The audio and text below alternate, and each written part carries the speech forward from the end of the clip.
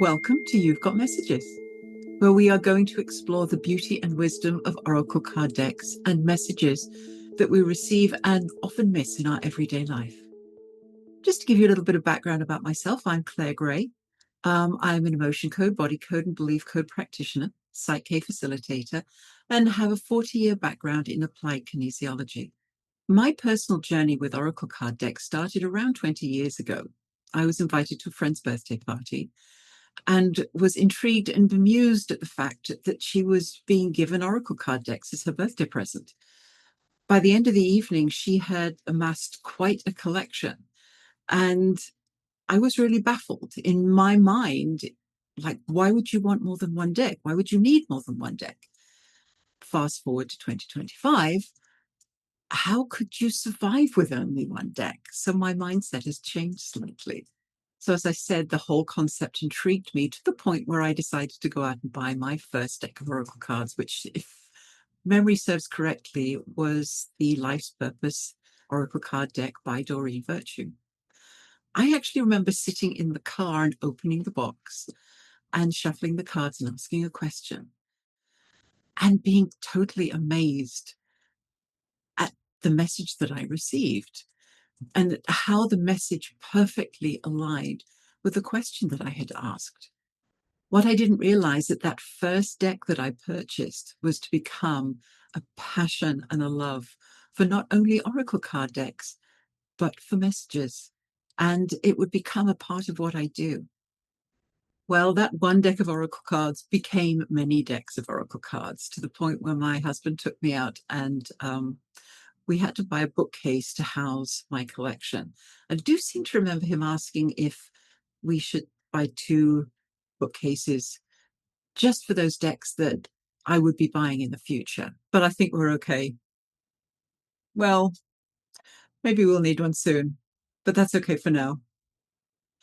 So, being a fledgling member in the world of oracle card decks, I continued to be amazed at the coincidences with the messages that I was receiving based on the questions that I was asking.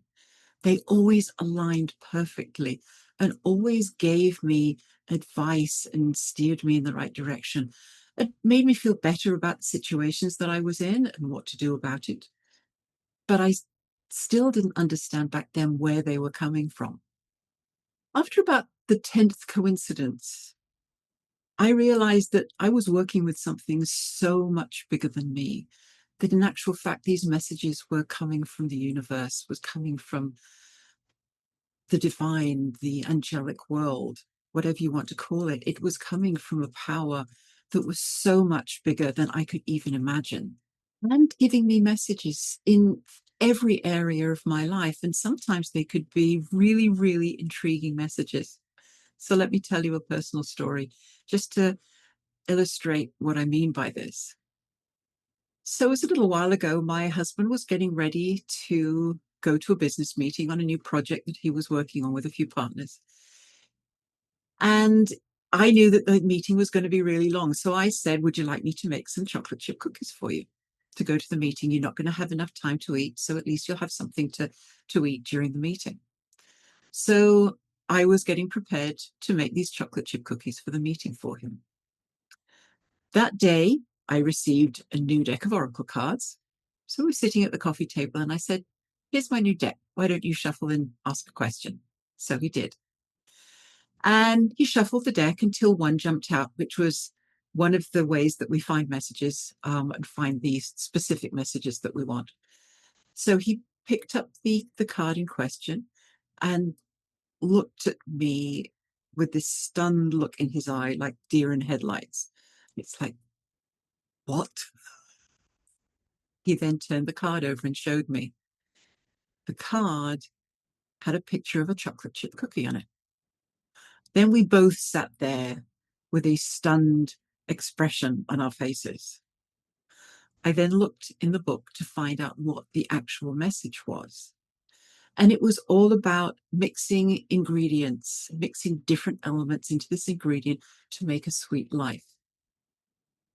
Again, we were even more stunned because the meeting was about what element do we include in this project to make it successful. and it was going to be a sweet life and it was going to be a success.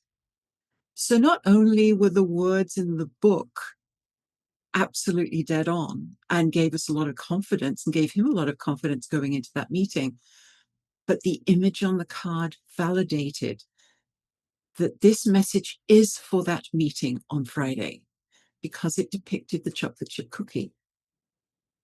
And it was like, if there was ever any semblance of doubt in my mind that these messages that we received are so dead on, that was all it took for me to be a confirmed believer. I mean, little did I know that there happens to be a card out there that has a chocolate chip cookie on it. But I just happened to receive that deck that day. And my husband actually chose that card. And just an amazing experience for both of us. So I would love it if you would join me on this amazing world of Oracle card decks and messages. In future episodes, I will be explaining that messages can come to you from many areas of your life, not just Oracle card decks. Most importantly, how you can find them.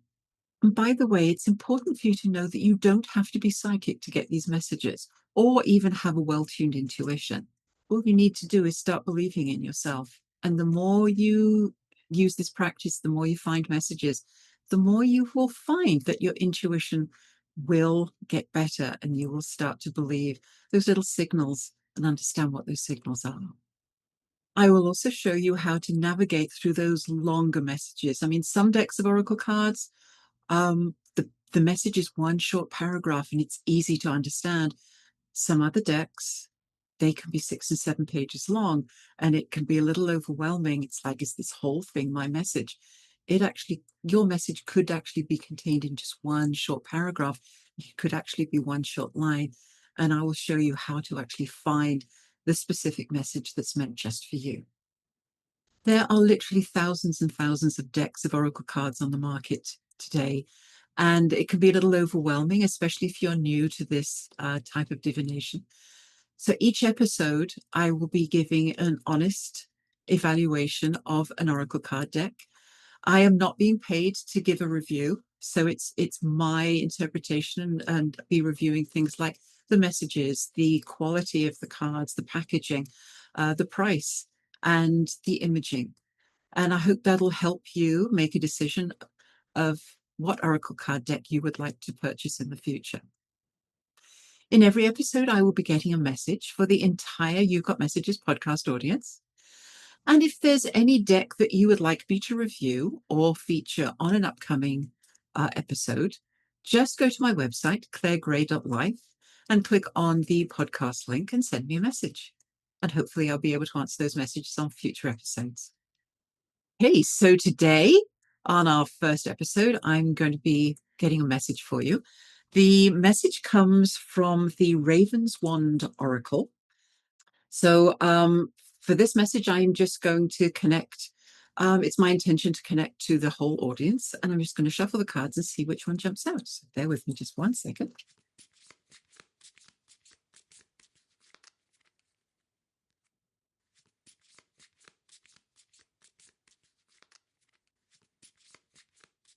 Okay, that's the one. Okay. Vanity is put aside, on with the glasses. And the card that jumped out is the Raven's Wand card, which is the same name as the deck. So here is your message. At the age of just 18, the responsibility of saving witchcraft fell on Cophenia Algra's shoulders. She has allies in the form of a venerable black wand and a fierce thunder sprite. But the final decisions come down to her alone.